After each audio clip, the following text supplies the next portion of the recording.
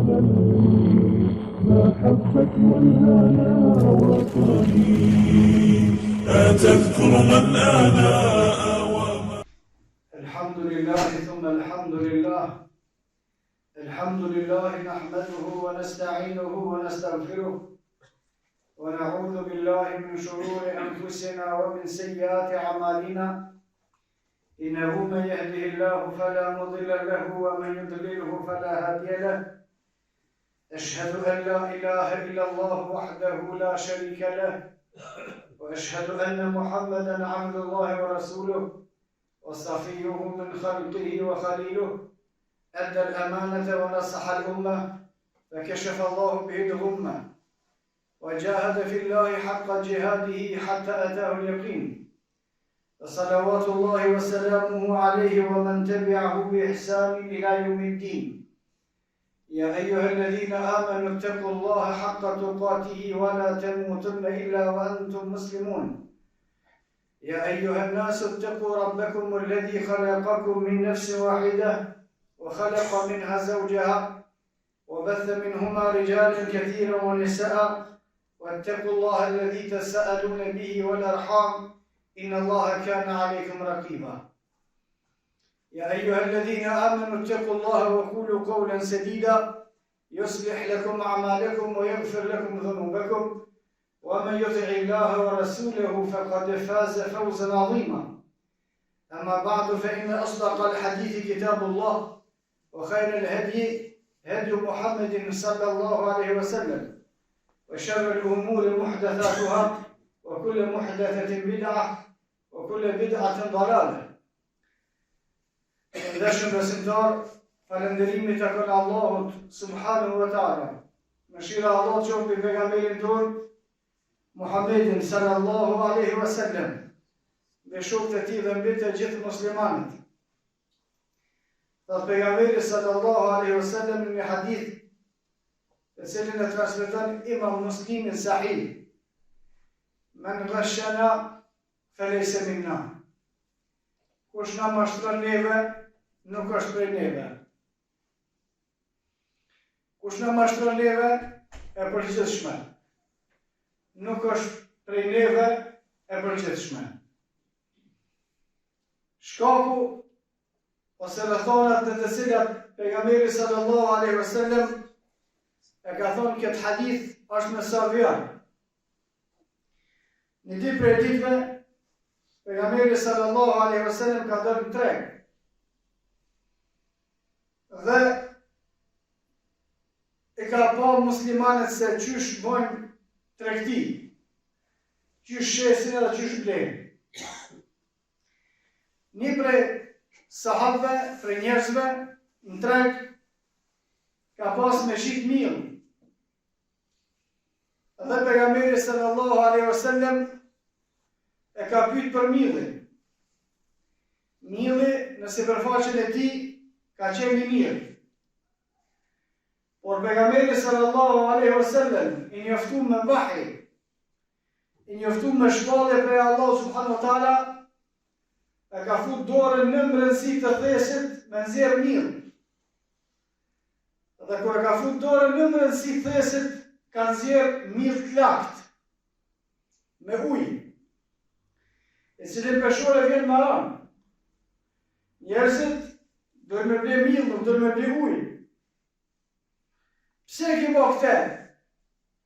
O i dërgore Allah, ka net pram jashtë, u konë lakshtia në mëngjes, ka dra pa këshi, përpjekje për me arsyetu. Dhe në fund pejgamberi sallallahu alaihi wasallam, duke këshilluar këtë që mos me veprua ma kështu, e ka thonë këtë hadith me ghashana falaysa minna. Kush na mashtron neve, nuk është prej neve. Kush i mashtron muslimanët, nuk është prej muslimanëve, në përgjithësi. Nëse çështjet në të cilat ka bën mashtrim janë gjëna, nuk është prej muslimanëve në ecën largimin për gjënohave. nëse mashtrimi që ka bërë muslimanëve në vetën e tyre ka kufër, nuk është për musliman me fe, i dalën prej fesë Allah subhanahu wa ta'ala. Dhe këto hadithe, edhe të ngjashme, sikur që ka përmend Imam Neveviu në shpjegimin e Sahihit të Imam Muslimit, thotë, kjo çështje do të thotë kush na mashtron neve, nuk është për neve në rrugën tonë të drejtë, se ne nuk jemi mashtrues. Nuk është për neve në edukatën tonë, nuk është për neve në formën e ecjes në argumente, derisa mashtrimin e vetën e tij metet mëkat. Ai që i mashtron muslimanët është mëkatar. Nuk është prej rrugës së muslimanëve, nuk është në rrugën që ecin ata, nuk është në argumentet që ecin ata, nuk është i udhëzuar sikur që janë të udhëzuar ata, por që mbetet musliman nga se veprimi që e ka pa është veprimi i mëkatit. Ose tradhtia ose mashtrimi i muslimanëve her pas here është mashtrim me vepra të cilat janë të kufrit. Sikur që janë mashtrimi i muslimanëve ose shitja e muslimanëve tek ata të cilët nuk janë muslimanë, ose dëmtimi i muslimanëve duke bashkëpunuar me ata të cilët nuk janë muslimanë, ose çështje të tjera të cilat i dëmtojnë muslimanët, por që dispozita e këtij mashtrimi është dispozita e kufrit dhe kushdo që i mashtron muslimanët në këtë çështje është kafir i dalur prej fesë Allah subhanahu wa ta'ala.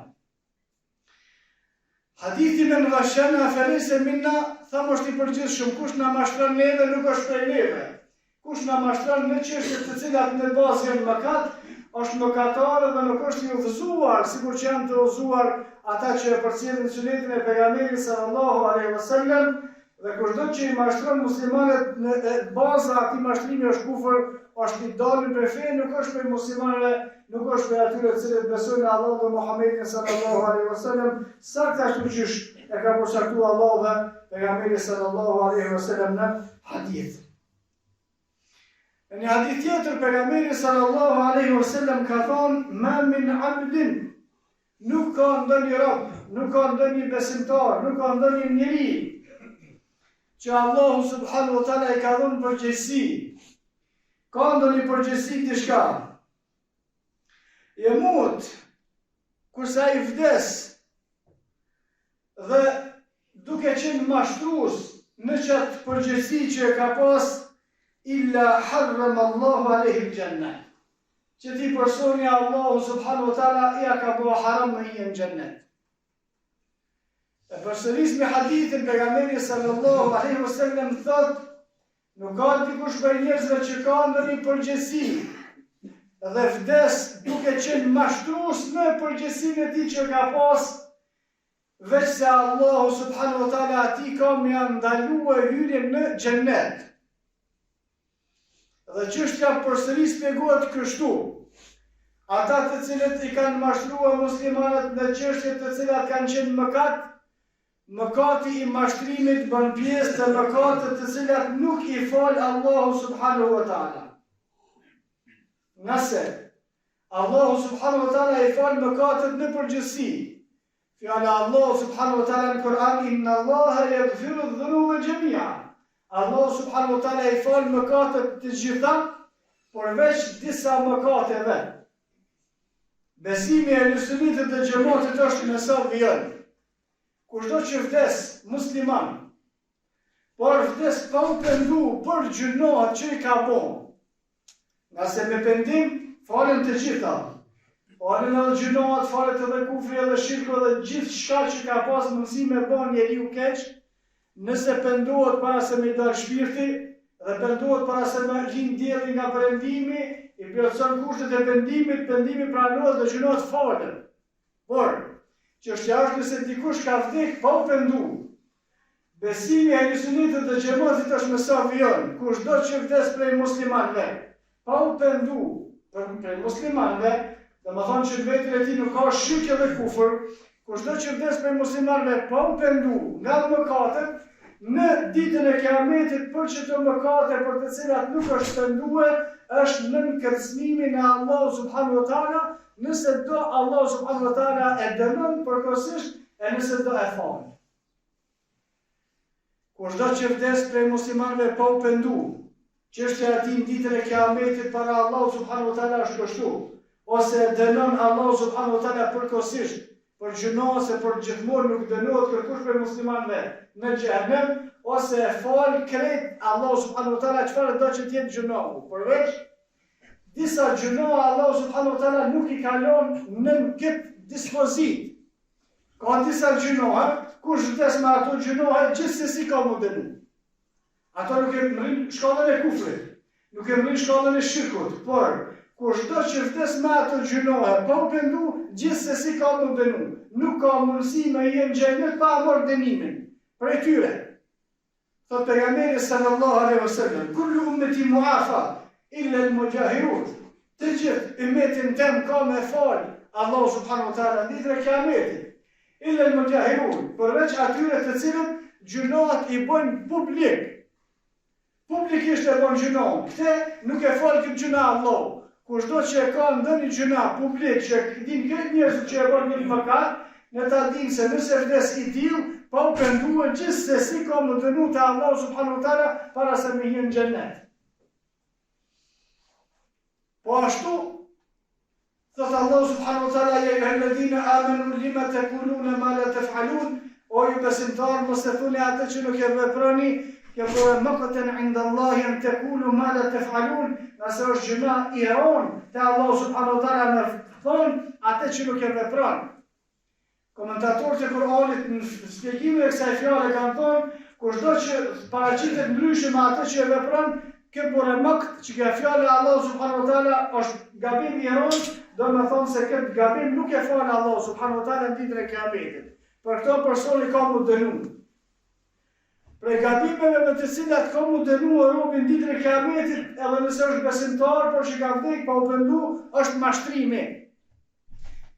Nuk hyn në xhennet ai që ka mashtru. Do të thotë, nuk ka mundësi me hyrje në xhennet pa u dënu ai i cili ka mashtruar në vepra të cilat kanë qenë gjuna. Besimtar por që ka bën mashtrime, që ka qenë mashtrues. Dhe kjo është e rëndë. Mashtrimet në këtë hadith kanë ardhur mashtrimet në tregti. Mashtrimet janë edhe në çështjet e fesë. Mashtrimet janë edhe në çështjet e martesës. Mashtrimet janë edhe në çështjet e borxheve. Mashtrimet janë edhe në çështjet familjare dhe të tjera. Kudo që dikush prej muslimanëve bën mashtrim, i mashtron muslimanët e tjerë, bën pjesë në kërcënimin se në ditën e Kiametit nuk ka mundësi me hyrje në xhennet pa marrë dënimin e Allahut subhanahu wa taala. Por pasojat e mashtrimit i merr njeriu edhe në këtë dynjë, para se me shkuar në ahiret. Përveç dënimit që ka me marrë në ahiret. Pejgamberi sallallahu alaihi wasallam kur ka folur për tregtin, ka thonë kushdo që bën tregti, edhe modin e tij e paraqet çashtu që është, edhe të metat e atij modi nuk i mbulon. Kjo është saksia në tregti. Saksia në tregti ose mashtrimi, për me ditë që është saksia, duhet me ditë që është mashtrimi. Dietarët e hadithit kanë thonë mashtrimi është me u thonë njerëzve për çat mall elemente që ai nuk i ka, edhe më jam shef atij molli defektet që i ka. Kjo është mashtrim. Në tregti, me thonë diçka që se ka që ai mall, me liftue ma shumë se sa që është ai, është mashtrim, edhe me im shef defektet atij molli është mashtrim. Dikush për tregtarëve thotë pastaj, nëse ne nuk e lëvdojmë mollin edhe nuk jam shifrit metat, do të resmujmë me shqit kur gjo, kjo nuk është e vërtet. Kjo nuk është e vërtet, nga se pejgamberi sallallahu alaihi wasallam ka shpjegu dhe ka bën dua, mos me dhon Allahu subhanahu wa taala bereqet atij i cili bën mashtrim në tregti. Mos me pas bereqet nuk do të thonë që si fiton do para aty për aty. Mos me pas bereqet ka plot fakte elemente që ke po pare me shumicë, ama hajr në familje edhe në vetën tone, edhe në dynjën tone s'ki kur gjatë. Kjo është mashtrimi në tregti. Po ashtu, pejgamberi sallallahu alaihi wasallam tregon se kushdo që mashtron në tregti, Allah subhanahu wa taala nuk ka me furnizu atë me bereqet, me begati. Kjo është pasuria që ka me morë në këtë dynjë. Ata të cilët mashtrojnë martesë, Allah subhanahu wa taala nuk jep begatin martesë. E shifni një krahasim mes njerëzve, muslimanëve sot edhe muslimanëve në kohët e hershme, ose në kohën e pejgamberit sallallahu alaihi wasallam. Pse atëre ka pas probleme familjare pak, edhe ndore ka pas shumë pak, edhe fitnë në mes në familjeve ka pas shumë pak, për shkak se ata kur kanë dashur të martuar s'kan drejt kur gjë. Tash të dy partë edhe njëri tjetrin. Edhe djali që do me mor një qik e rren gjithçka, veç me dal ky mirë. Edhe ajo e rren gjithçka, veç me dal mirë. Pastaj po të martesa 3 muaj dhe prishet. Prishet për shkakun se kanë bërë mashtrim. Dhe kushdo që bën mashtrim, para se me marr dënimin në ahiret, ka mi marr, ka mi vujt pasojat e atij dënimin këtë dynjë. Se për këtë mashtrimi i borxheve, thot pejgamberi sallallahu alaihi wasallam, kushdo që merr borxh, dhe borxhi është prej veprave të lejuara fetare, madje është sevap i madh nëse dikush mundet me dhënë dikujt borxh. Saqë në hadith pejgamberi sallallahu alaihi wasallam ka thonë kushdo që jep një muslimanit borxh, çdo ditë i shkruan çaq sadaka që ka dhënë se ka dhënë borxhatina. Për shembull, nëse një musliman i jep një muslimani tjetër 1.000 euro borxh për 1 muaj, çdo ditë i shkruan këtij që i ka dhënë ka 1.000 euro sadaka fi sabilillah. Edhe në fund muajit i merr parat e veta. Nëse vjen koha e parë, afati i parë, pejgamberi sallallahu alaihi wasallam thotë dhe ai që ka marrë parat borxh nuk ka mujt me i siguruar me i kthye, shkon e pyet atij që ka marrë borxh, ka thonë a mundesh me ma vazhdu edhe pak kohën, se s'ka mujt mi bë parat. Pejgamberi sallallahu alaihi wasallam ka thonë kushdo që ja vazhdon kohën, tash në ditët e ardhshme e ka 2 fishin e sadakos në atë që ka dhënë fillim. Edhe në fund përsëri merr parat e veta. Por nëse shihni në kohën e shokëve të pejgamberit sallallahu alaihi wasallam, nuk ka ndonjë transmetim që kanë pas problem sahabët me borxhe. Ata kanë marrë borxhet e njëri tjetrit. Por probleme për borxhe s'kan pas. Pse të na gati nuk ka njëri që ka dhënë borxh e që nuk u pendu pse i ka dhënë borxh dikujt apo muslimanëve. Pyetja pse kështu? Për shkak se ata që marrin borxh rrejnë. Ata që marrin borxh mashtrojnë. Ka thonë pejgamberi sallallahu alaihi wasallam, kushdo që merr borxh me niyetin e sinqert për me ia kthy borxhin atina, Allah subhanahu wa taala ka me mundsu me kthy. Kushdo që merr borxh te pejgamberi sallallahu alaihi wasallam edhe në mrena në rëndësinë e vet, thotë hajt musha me apo musha kurrë për kujna. Hajt se ka parë ky se ti tash ka lidhje me pse ka parë ai. Allah subhanahu wa taala nuk ja mundson me kthy borxhin. Tash kushdo që bën mashtrim në çështjet e borxhit, i thotë që kom ta kthy borxhin edhe nuk ja kthen. Është mashtrues. Dhe ditën e Kiametit nuk kalon me shkuën xhenetin e Allahu subhanahu wa taala pa shiur dënimin. Kurse në këtë dynjë përveç se i bën vetë zarar, se ky botë që ky s'u merr më borxh, kurse njerëzit kanë nevojë vazhdimisht dikush me i dhënë borxhe dhe kështu duhet me funksionue shoqëria muslimanëve, se kur nuk funksionon kështu me borxhe sipas etikës dhe moralit islam, atëherë ata do të shkojnë me marr kamot sipas etikës dhe rregullave të kufrit. Edhe atje pastaj bëhet korrekt edhe i saktë, ama nuk bëhet korrekt edhe i saktë në atë që u ka ndosh më kon për shkak të besimit. E bën mashtrimin, e merr pasojën te tregtia. E bën mashtrimin te martesa, e merr pasojën. E bën mashtrimin te borxhi, e merr pasojën. E bën mashtrimin te feja, Allah subhanahu wa taala na ruaj. Allah subhanahu wa taala nxjerr për fe krejt pan kafir. Dhe shifni e keni pa njerëz që kanë punu për këtë fe, pastaj gjatë rrugës e kanë tradhtuar rrugën, vetë se ata nxjerr Allah subhanahu wa taala kufrin në rifakun e tyre. Men ghashana felejse minna. Kush na mashtron neve, nuk është prej neve. Çështja e parë që duhet më ndaron me këtë hadith, është mos më bëni ne që e mashtron dikon për muslimanëve. Çështja e parë, men ghashana, kush na mashtron neve, felejse minna, nuk është prej neve. Çështja e parë, me ruajt veten, ne mos jemi prej atyre që e mashtrojmë dikon për muslimanëve. Asnjë çështje të tregtisë, as martesës, as burë, asnjë çështje, çfarë do të jetë ajo.